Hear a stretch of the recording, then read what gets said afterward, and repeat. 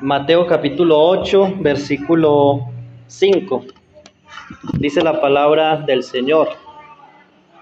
Entrando Jesús en Capernaum, vino a él un centurión rogándole y diciendo: Señor, mi criado está postrado en casa, paralítico, gravemente atormentado. Jesús le dijo: yo iré y le sanaré. Respondió el centurión y dijo: Señor, no soy digno de que entres bajo mi techo. Solamente di la palabra y mi criado sanará. Porque también yo soy hombre bajo autoridad y tengo bajo mis órdenes soldados. Y digo a este: ve y va, y al otro: ven y viene. Y a mi siervo: haz esto, y lo hace. Al oír Jesús se maravilló y dijo a los que le seguían: de cierto os digo que ni aun en Israel he hallado tanta fe. Y os digo que vendrán muchos del oriente y del occidente y se sentarán con Abraham, Isaac y Jacob en el reino de los cielos. Mas los hijos del reino serán echados a las tinieblas de afuera. Allí será el lloro y el crujir de dientes. Entonces Jesús dijo al centurión: ve, y como creíste, te sea hecho. Y su criado fue sanado en aquella misma hora. Tenemos aquí la historia de un centurión, un general, alguien que según algunos estaba a cargo de más o menos 100 hombres. Será el cargo o el poder que tenía un centurión romano, ser capitán de aproximadamente unos 100 hombres. Era alguien importante en el ejército romano, importante para el gobierno del imperio romano, pero era también un hombre piadoso. Era un hombre que, según lo que dice Lucas, el Evangelio de Lucas, había ayudado a los judíos. Dice que versículo 4 de Lucas 7, dice que habla de que era un hombre piadoso, que un hombre que le gustaba ayudar a las personas. Dice que a las personas, dice, ellos vinieron a Jesús y le rogaron con solicitud diciéndole: es digno de que le concedas esto, porque ama a nuestra nación y nos edificó una sinagoga. Al parecer era un hombre con mucho poder, influencia o dinero.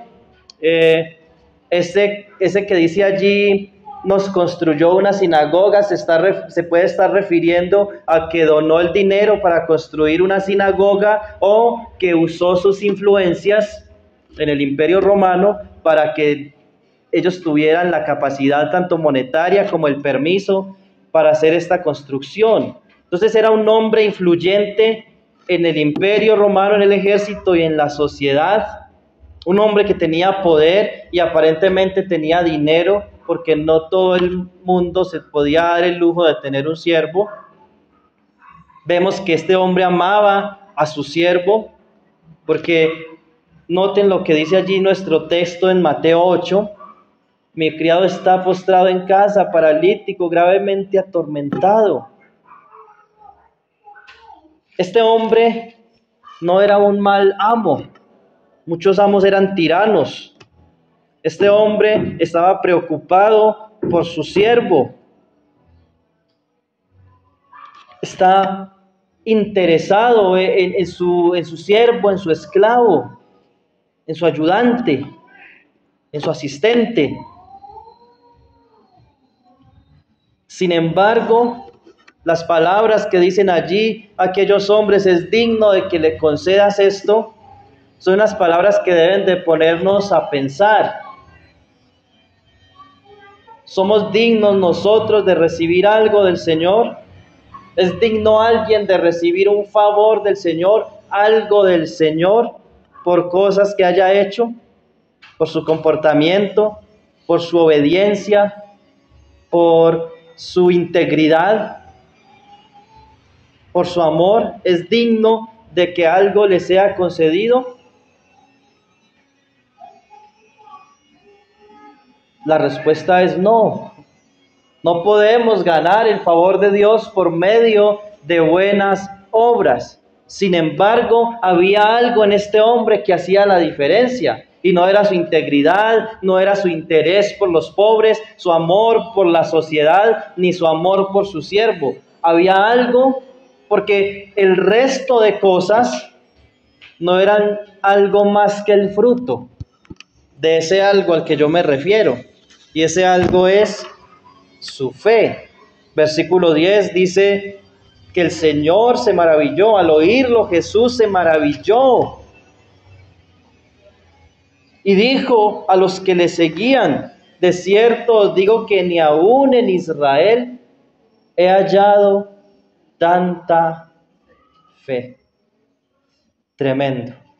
El Señor, que conocía los corazones de los israelitas, que conocía sus mentes, lo que cavilaban, que conocía sus acciones, porque recuerden que hablábamos hace unos días, Él es omnisciente, Él conocía todas las cosas, y aunque se limitó voluntariamente, cuando Él se autodespojó,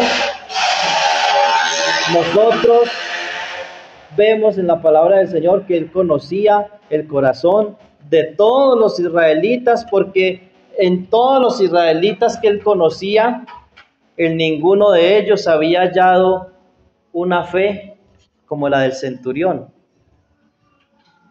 Así que el ser un buen amo, el ser un buen miembro en la sociedad, el ser un hombre amoroso, era el resultado de ser un hombre de fe. Algunos historiadores dicen que este hombre no conoció al Señor en este momento, sino mucho después. Lo asocian con Cornelio. Pero nosotros en el texto vemos a un hombre de fe. Nosotros vemos que el Señor le concede la petición. En el versículo 13, Jesús le dice: ve y como creíste, le sea hecho.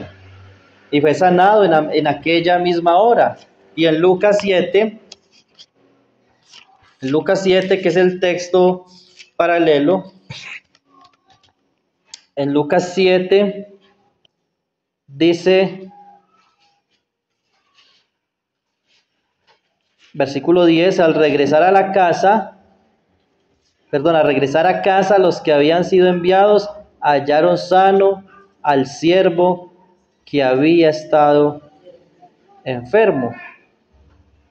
Así que nosotros vemos aquí que el Señor concedió la petición de este hombre, porque fue una petición con fe.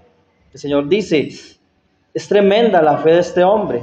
Incluso dice que el Señor se maravilló, se sorprendió en el buen sentido de la palabra, ver tanta fe en un gentil. Cuando más adelante vemos la historia de una mujer cananea, sirofenicia, vemos que también es muy similar la historia. Una mujer de fe, aunque no era judía, era una mujer de fe, y el Señor exalta esa fe que ve en esta mujer. Entonces, la actitud del centurión, cuando el Señor le dice, iré y le sanaré. El Señor dice, iré y le sanaré.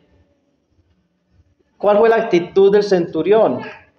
¿Qué hubiese hecho otro en su lugar? ¿Qué hubiésemos hecho tal vez nosotros en su lugar? Bien, Señor, vamos, acelera el paso. Como los apóstoles, cuando el Señor dijo, vamos donde está Lázaro, pero Él se tomó su tiempo y los apóstoles, como que había una tensión allí, Señor, vamos pronto. Como cuando el Señor le dijo a Jairo, aquel principal de la sinagoga, vamos donde está su hija. Y en el camino aparece una mujer que estaba enferma, tocó al Señor, el Señor se demora, en el camino y hay una tensión allí de Jairo, tanto que luego los que estaban en la casa se van a encontrarlo y le dicen a Jairo, no molestes más al maestro. Pero la actitud de este hombre es, Señor, no es necesario. Por un lado, no soy digno que entres bajo mi techo. Un hombre de fe, una mujer de fe, también reconoce su pecado. También reconoce que es falible, que puede caer. Reconoce su pecado y él dice, no soy digno que entres bajo mi techo. Pero noten la fe de este hombre. Solamente di la palabra y mi criado sanará. Solamente di la palabra. Y él dice, yo soy un hombre que está bajo autoridad y con solamente yo decirle a este que vaya, él va, con decirle a otro que venga, él viene.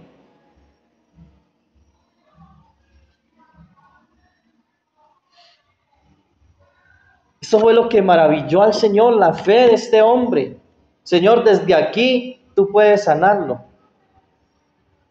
No es necesario que lo toques, no es necesario que escupas en tierra y hagas alguna señal.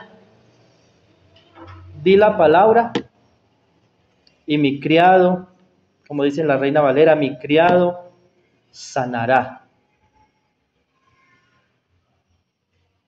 No he hallado tanta fe. Hay una pregunta, hermanos, que cabe en este momento. ¿Cómo es nuestra actitud ante el Señor?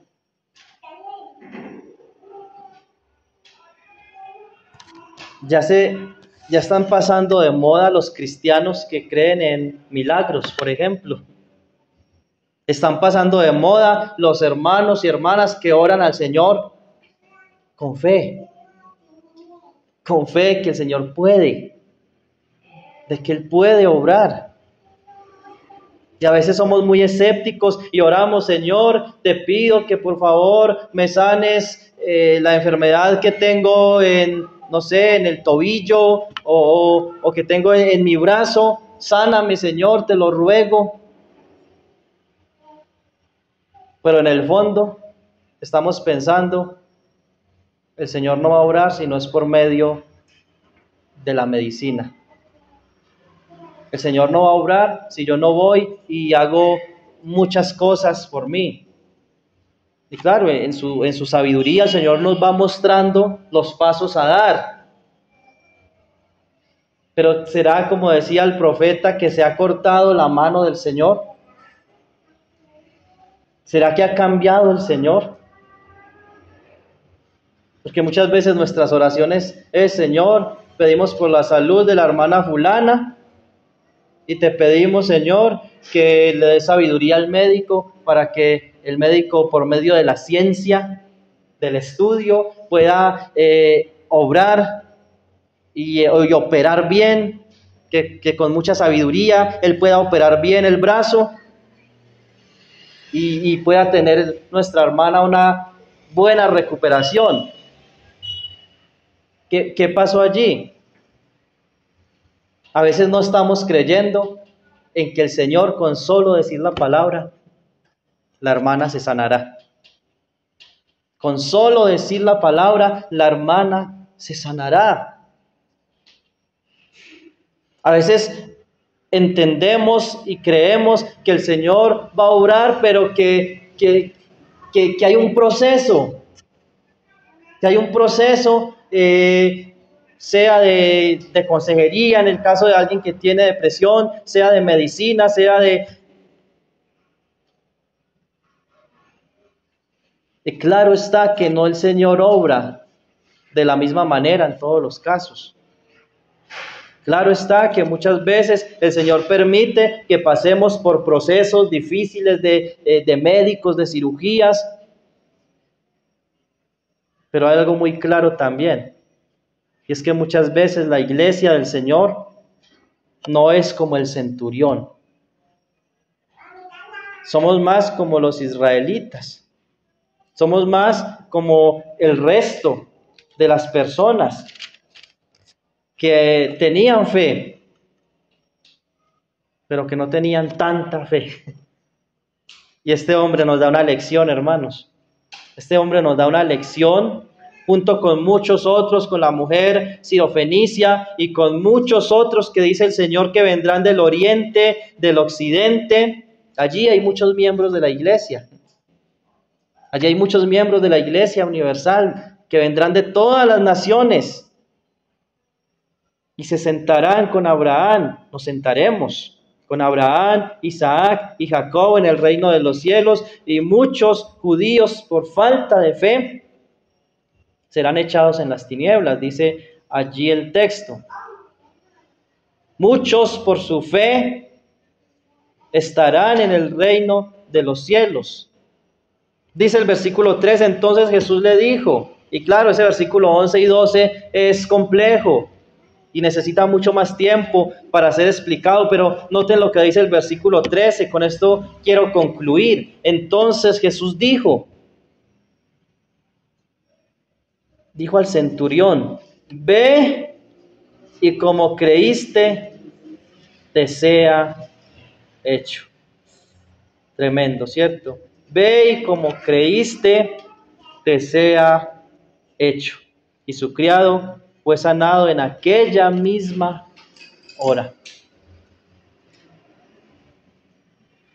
Hermanos, creemos. Noten la despedida que el Señor le da. Ve y como creíste, te sea hecho. Eso me hace pensar en una mujer del Antiguo Testamento, Ana. ¿Se acuerdan? Cuando estaba hablando con Elí, que al principio Elí estaba, esa mujer está borracha.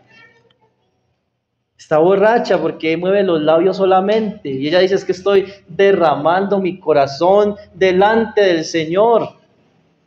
Estoy haciendo una petición muy importante. Estoy pidiendo un hijo. Aunque ella no le dice lo que está pidiendo. Soy una mujer que está en amargura de corazón, pero que está derramando su corazón. ¿Qué le dice el sacerdote? Ve en paz. Que el Señor te conceda lo que estás pidiendo. ¿Qué pasó?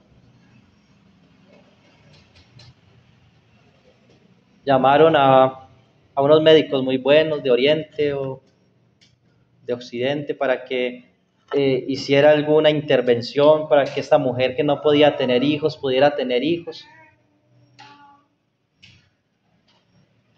Ella no está diciendo, Señor, muéstrame el médico adecuado para que me dé la medicina adecuada o la intervención que yo necesito para poder tener hijos. No, ella le está pidiendo al Señor, ella está creyendo que el Señor, con decir la palabra, ella va a quedar embarazada. Y la historia la conocemos. Al año, ella tuvo su hijo, su bebé. Y el Señor aquí le dice, ve y como creíste, te sea hecho. Es de notar que en la historia de Ana dice que ella no estuvo más triste. Ella no estuvo más triste. Hermanos, ¿cómo salimos nosotros de nuestro aposento donde oramos y le pedimos algo al Señor? ¿Cómo salimos de ahí? O cuando pedimos algo aquí en el culto de oración, ¿será que nos vamos en paz, creyendo que el Señor obrará, que Él responderá en su sabiduría y que la paz de Dios que sobrepasa todo entendimiento será que realmente guarda nuestros corazones cuando salimos de aquí, o salimos con las mismas cargas? Y muchas veces pasa que salimos con las mismas cargas, porque muchas veces pasa que somos hombres y mujeres de poca fe y de poca oración. Recuerden que el Señor le dijo a los apóstoles que no pudieron expulsar un demonio, el Señor les dice, hombres de poca fe. Este género no sale sino con oración y ayuno. Con oración y ayuno. Y es más fácil volvernos escépticos que ser hombres y mujeres espirituales, hombres y mujeres de oración, de ayuno, que derraman su corazón delante del Señor. Que cuando viene la prueba, derraman su corazón y confían en el Señor y van y oran y regresan, pero no están más tristes. Ve y como creíste, te sea hecho. Un misterio, la fe es un misterio, la oración es un misterio, pero es un mandamiento y es una promesa también, de que el que pide, recibe, el que busca, halla, y el que llama, se le abrirá. Padre, gracias por tu palabra.